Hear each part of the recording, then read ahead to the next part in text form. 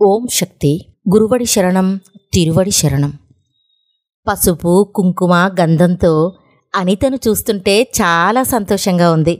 నా దిష్టే తగులుతుందేమో, బిడ్డకి హారతిచ్చి దిష్టి తీయండి అని చెప్పారు అనిత మేనమామ భార్య అయిన చిత్ర.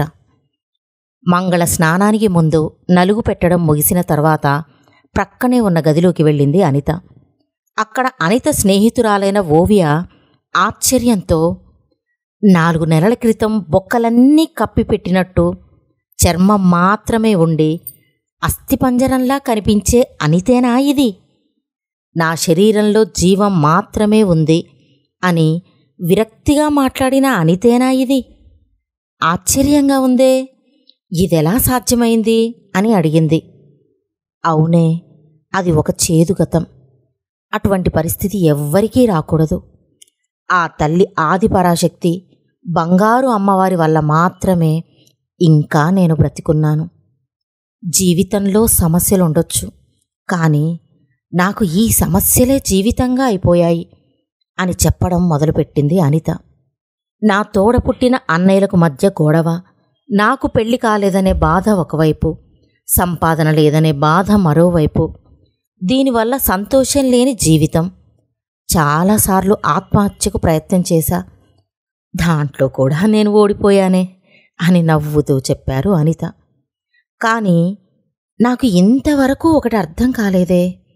తగలబెట్టుకో, ఊరేసుకో, విషం తాగు అని అంతరాత్మ చెబుతున్నట్టు అప్పుడప్పుడు మనస్సులో ఏదో ఒక అలజడి వినిపిస్తూనే ఉండేది. కడుపు నిండా భోజనం చేసే పరిస్థితి కూడా ఎప్పుడూ సరిగ్గా ఉండేది కాదు. ఇది చూసి మా మేనమామ నన్ను మేల్మర్వత్తూరికి తీసుకెళ్లారు. అప్పుడు ఓవియ మంచి పని చేశారు అని అంది. అనిత మళ్ళీ మాట్లాడడం మొదలుపెట్టింది. దైవవాక్కులో అమ్మవారు, తొలగిపోయిన ఆత్మహత్య ప్రయత్నాలు అన్నీ యాదృచ్ఛికం కాదు బిడ్డా, అన్నీ ఈ తల్లికి నువ్వు చేసిన సేవకి ఫలాలు అని చెప్పారు. దానికి నేను ఇన్ని కష్టాలతో నేను ఎందుకు బ్రతికి ఉండాలి అని ఏడ్చాను.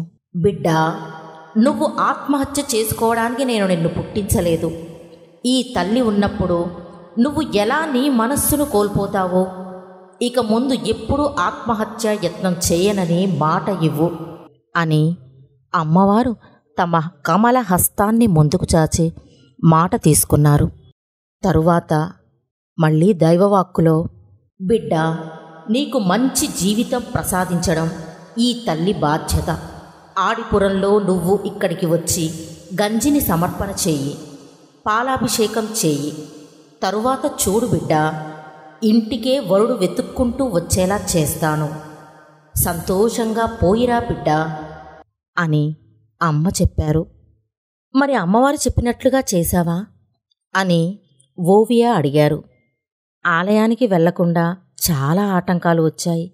వాటన్నింటినీ అధిగమించి ఆడిపురంలో గంజిని సమర్పించి పాలాభిషేకం చేశాను.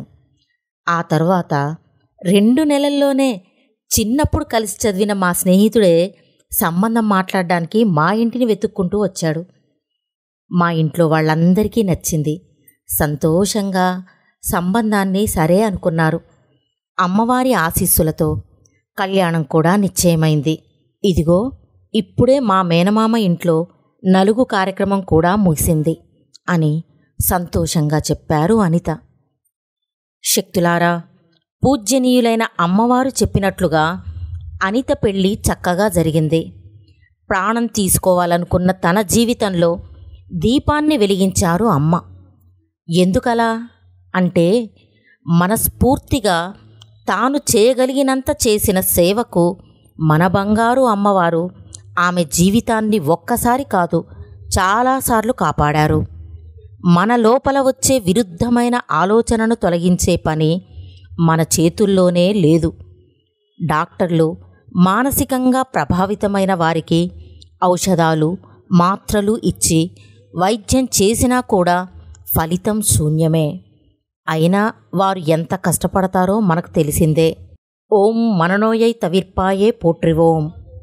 అమ్మవారి మంత్రం మనకు మనోధైర్యాన్ని ఇచ్చే వరం.